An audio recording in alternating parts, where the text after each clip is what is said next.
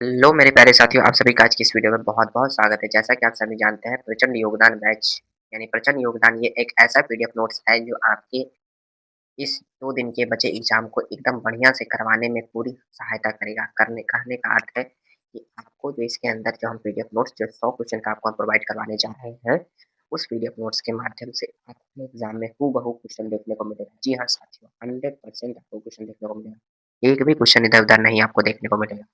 तो आप सभी जल्द से जल्द इस पीडीएफ नोट्स को अपने हमारे वीडियो के माध्यम से आप समझ लें कि आपसे गलत चीज़ें आपको लग रही हैं या सही चीज़ें हैं, इसको जानकारी प्राप्त कर लें, उसके बाद ही आप चीज़ों को आगे करें। ठीक है साथियों? हमारा कर्तव्य है कि हम आपकी सहायता करें। हमारा कोचिंग इंस्टीट्यूट में हमने अपने इसे सभी पूरे पीडीएफ को प्रोवाइड कर दिया है। अब हम चाहते हैं कि हमारे जो ऑनलाइन में भाई-बंधु हैं, उन्हें भी यह मौका दिया जाए और उन्हें अगर किसी प्रकार की शंका या परेशानी लग रही है कि अभी तक हमने पूरी तरह से अपनी तैयारी नहीं की या किसी भी प्रकार की उनके मन में घबराहट है, तो उन्हें अब परेशान होने की आवश्यकता नहीं है साथियों। जी हाँ साथियों, आप सभी के लिए अब हमारे पास जो है एक बेहतरीन जो पीडीएफ नोट्स है, जिसे कहना तो नहीं चाहिए लेकिन यह एक हिडन पीडीएफ है, यानी कि आपको ये पीडीएफ सीधे रूप से ऑनलाइन में हम प्रोवाइड नहीं कर सकते, इसीलिए हमने इसमें आपको जो है कुल मिलाकर जो है 30 क्वेश्चन का आपको मैंने इसमें समावेश तैयार कर कर दिया है, जिसमें से आपको इसमें मैं आपको 30 क्वेश्चन के जितना हो सके मैं आपको वीडियो के माध्यम से पढ़ाने की कोशिश करूँगा, जिससे कि आपको ये बातें समझ में आ जाएँगी कि हाँ, हमारे साथी सर ने हमें मदद की है और क्योंकि वीडियो लंबा हो जाता है, इसी कारण से हम आपको ज़्यादा परेशान नहीं कर सकते।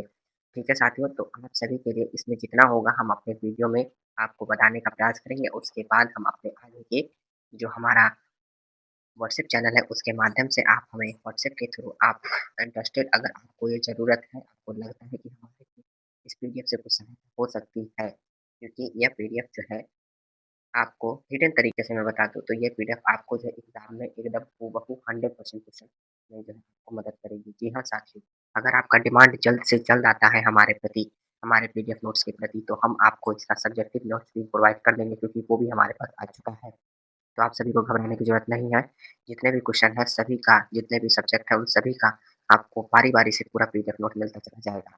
इस 2 से 3 दिन के अंदर में आपको हर सब्जेक्ट का पीडीएफ नोट्स प्रोवाइड कर दिया जाएगा, तो आप सभी को घबराने, परेशान और किसी प्रकार की परेशानी का सामना करने की आवश्यकता नहीं है, क्योंकि आप सभी के लिए हम आ चुके हैं अब आपके समक्ष। तो साथियों, एकदम सही बात है 92 जी हाँ साथियों 92 नंबर बस आपको मार्क्स में देखने को मिलेगा। चलिए आज की इस वीडियो को हम स्टार्ट करते हैं और अपने इस सभी क्वेश्चन आंसर को कर आपको दिखाते हैं कि आपके एग्ज़ाम में किस-किस तरह के क्वेश्चन पूछे जाने वाले हैं।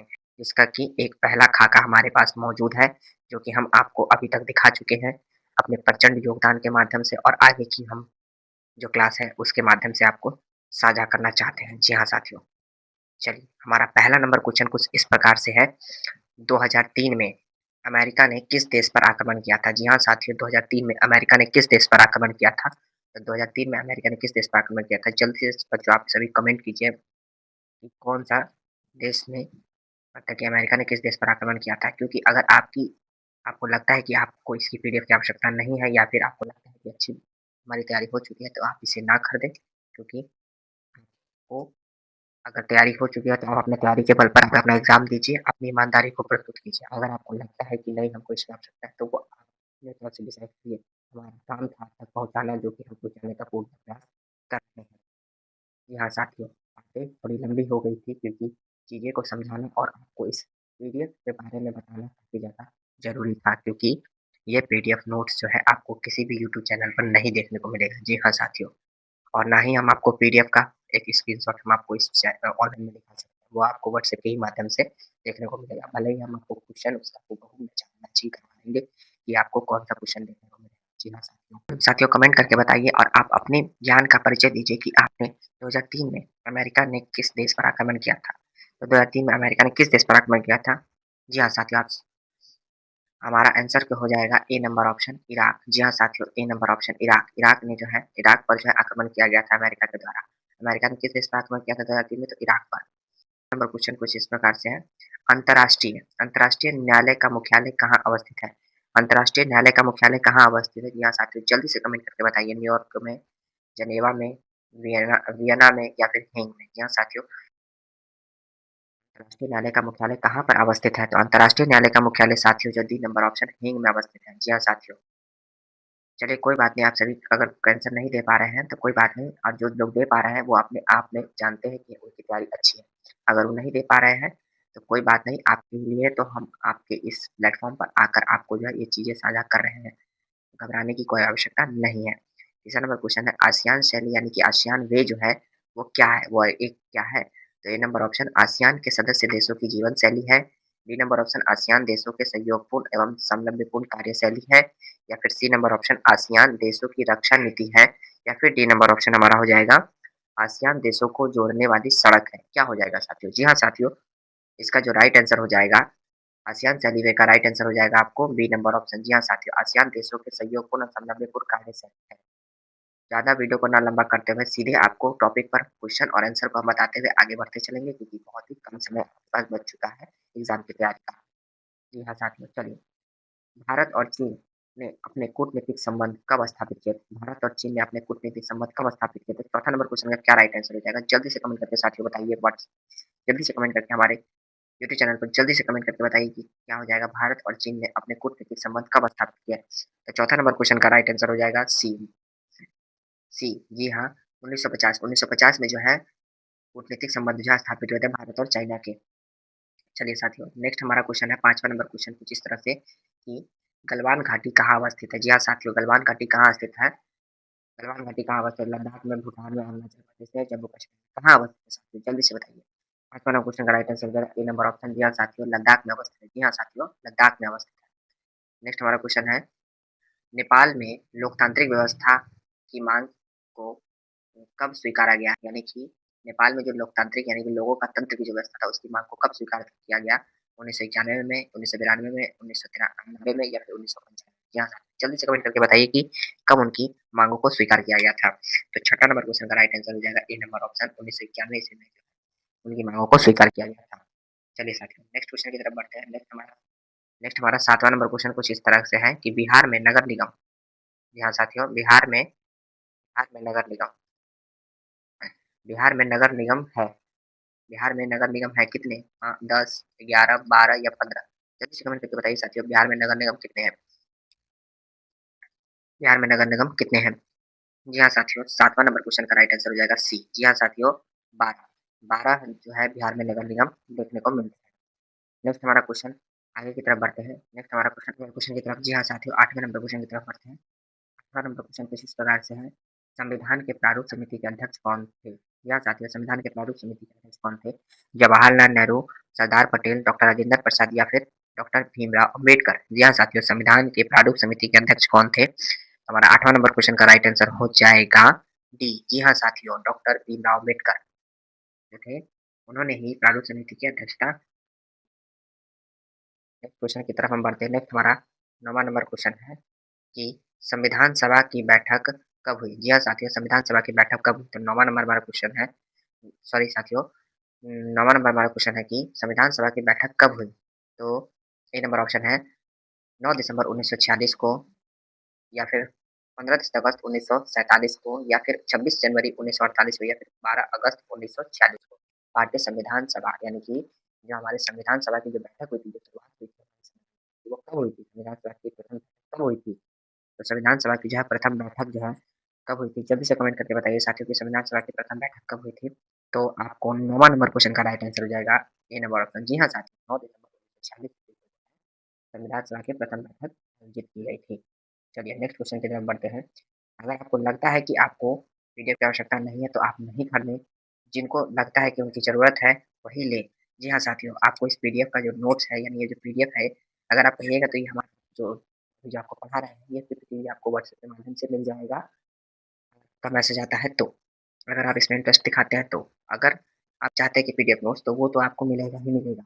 बस हमारे व्हाट्सएप पर कॉन्टैक्ट कीजिए यानी व्हाट्सएप के माध्यम से मैसेज करिए। आप अपना जल्दी से जल्दी कीमती समय को बचाइए, क्योंकि आपका एग्ज़ाम आ चुका है और आप अपने आगे कार्य को कर सकें, आगे अपने माता-पिता का नाम रोशन कर सकें, जिलाधिकारी या फिर अन्य बड़े-बड़े अधिकारियों से एक अच्छे नागरिक होने के नाते आप अवार्ड ले सकें।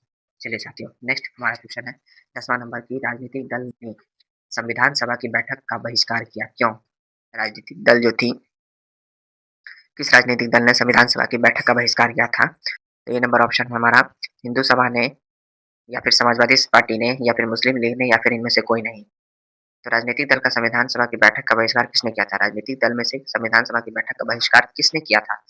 तो हमारा सी नंबर ऑप्शन राइट हो जाएगा। मुस्लिम लीग पार्टी ने जो है, जो मुस्लिम लीग जो पार्टी थी, उसने जो है बहिष्कार किया था। चलिए साथियों नेक्स्ट क्वेश्चन की तरफ बढ़ते हैं। नेक्स्ट हमारा क्वेश्चन है 11 नंबर। प्रारंभ में भारतीय संविधान में कितने अनुच्छेद थे? जी हाँ साथियों, प्रारंभ में भारतीय संविधान में कितने अनुच्छेद?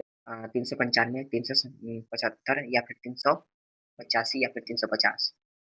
ये नंबर ऑप्शन आपका राइट हो जाएगा। 395 जो है प्रारंभ में भारतीय संविधान के अनुच्छेद देखने को मिलते हैं। शुरू में जो है 395 अनुच्छेद देखे गए थे, यानी कि थे शुरुआती समय में। हमारा 12 नंबर क्वेश्चन का राइट 12 नंबर क्वेश्चन हमारा हो जाएगा। भारतीय संविधान के प्रस्तावना में समाजवादी शब्द किस संशोधन से जोड़ा गया? यानी कि भारतीय संविधान के प्रस्तावना में जो समाजवादी शब्द जो था वो किस संविधान संशोधन के द्वारा जोड़ा गया था?